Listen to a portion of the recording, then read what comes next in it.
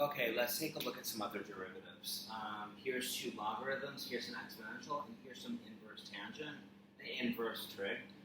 We know that these are we know that these are curves, they're continuous. We know that there should be surfboards on them, so the question is how do we find the derivative? So let's start with the first one. Y equals ln of x, find the derivative at any point. The first thing we're going to do is we're going to rewrite this as e to the y equals x.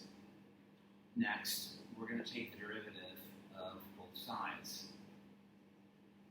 Now, the right is 1, and we know that this is e to the y times the derivative of whatever's in that exponent. Right?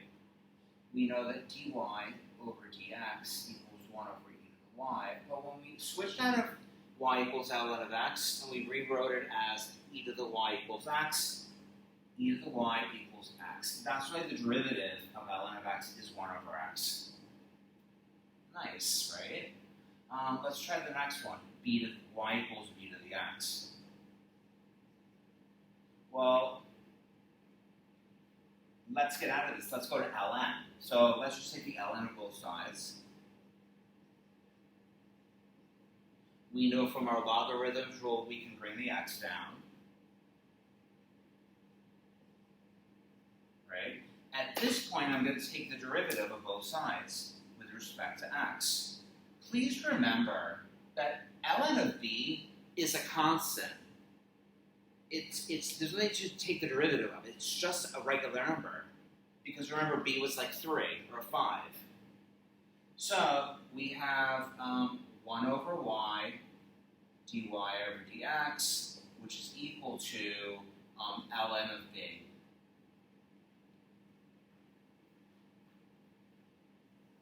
If we move that y over, we have dy over dx equals y ln of b. Final answer, e to the x ln of b. That's kind of cool, actually. So the derivative of the exponent is the exponential times the natural log of the base.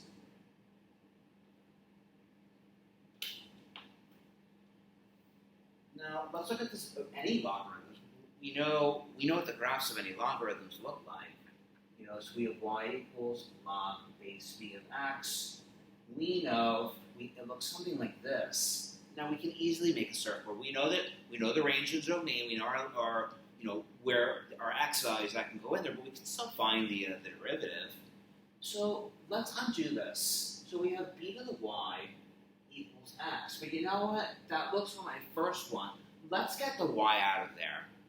Let's get the y out of there, and let's take the ln. So we have y ln of b equals the ln of x. Or I could have immediately done a change of face from the start. It doesn't matter. I'm done. I have y equals ln of x times over ln of b. Take the derivative of both sides. And this is dy over dx is equal to 1 over x ln of b. That's kind of cool. So if you think about it, it's kind of connected to the original one, ln of x, but because ln of e is 1, it's 1 over x. So this is you can find the slope of the tangent length for any of these. Nice. Let's move on to those sine cosine ones. This one's kind of tricky, so I'm going to leave it up here, and then I'm going to erase this because I want the whole board. Okay. I want the whole board for y equals arc sine of x. Well, I know from my class, I know from the trig unit, I wasn't here, but I know that I'm hoping that you learned it. But sine, remember, so let's just do a quick review. Y equals sine of x looked something like this. Remember, it was like this curve. But when we took the inverse, we wanted something that was still a function. So what we did was we kind of expanded it back to negative 90. So when we took the reverse, right, it looked kind of like this.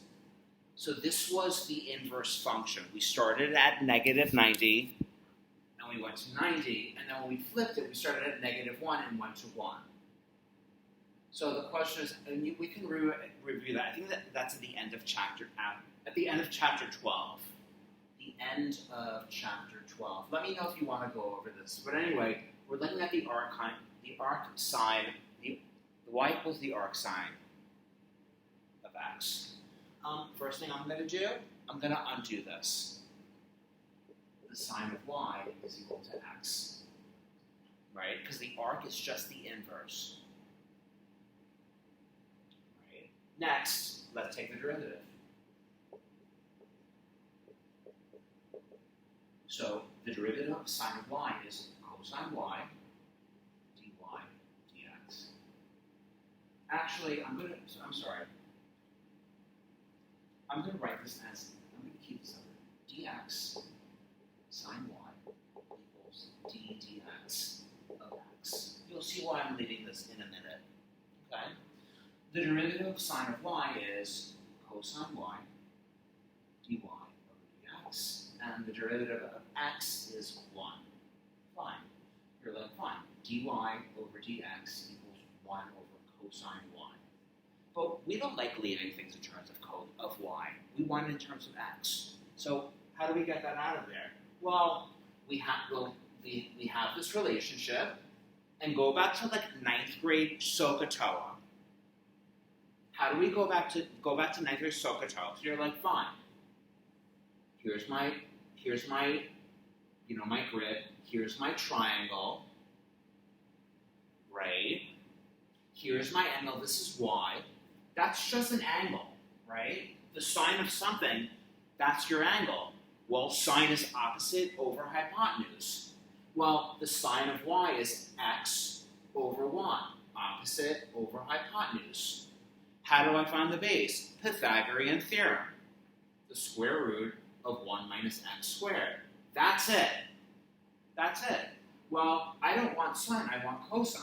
Well, what's...